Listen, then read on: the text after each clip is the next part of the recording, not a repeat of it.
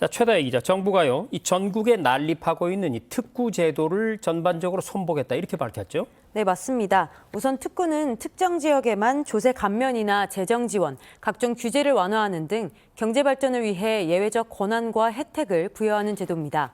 현재 국토교통부를 비롯해 11개 부처에서 총 87개 특구를 운영 중인데요. 하지만 각종 특구가 난립되면서 정책 효과가 크지 않다는 지적이 잇따르자 정부는 지난해 3월부터 연구 용역을 시행했습니다. 그 결과 지원 목적이나 내용이 유사한 특구가 상당수 존재한다는 게 드러났는데요. 예를 들어 산업통상자원부가 지정한 경제자유구역, 자유무역지역, 외국인 투자지역은 별도 특구지만 외국인 투자 유치라는 목적이 같으며 지원 대상이나 그 혜택도 유사했습니다.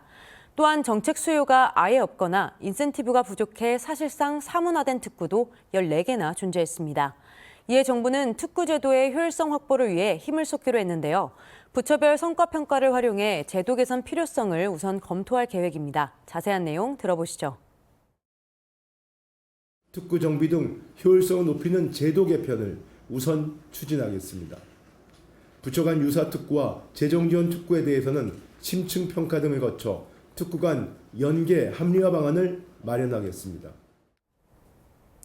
정부는 또 관계부처 협의를 거쳐 범부처 특구, 산업 클러스터 연계를 검토할 것이라고 밝혔습니다. 자, 사실 그동안 이 특구가 너무 많다 보니까 그 어느 것도 특별하지 않다 이런 비판이 나왔던 게 사실이거든요. 이번에 효율성 있게 정비가 좀 될 수 있기를 바라봅니다. 자, 그리고 정부가 이번 회의에서 지난 3월에 수립했던 지난해 3월이었죠. 농촌 소멸 대응 전략, 그 추진 상황과 계획을 발표를 했는데 어떻게 돼가고 있습니까? 네, 정부는 농촌 소멸 대응 전략 중 하나로 올해 1월에 체류형 쉼터를 도입했었는데요. 이에 더해 올해 체류형 복합단지 3곳을 신규 조성하기로 했습니다. 체류형 복합단지는 영농 체험을 할 수 있는 텃밭과 거주, 교류 공간을 연계한 곳으로 농림축산식품부는 올해 안에 4억 5천만 원을 지원할 계획이라고 밝혔습니다. 이외에도 빈집 거래 활용을 위해서 농촌 빈집은행을 구축하고 빈집 재생 지원도 확대하기로 했으며 농촌 소멸 위험 지역에 자율규제 혁신지구를 조성하겠다는 계획도 밝혔습니다. 농지와 산지, 농업유산 등 농촌이 보유한 자원을 활용해서 농촌 맞춤형 특구 제도를 도입하는 건데요. 내년까지 자율규제 혁신지구 10곳을 선정한다는 계획입니다. 농림축산식품부 장관의 발언 들어보시죠.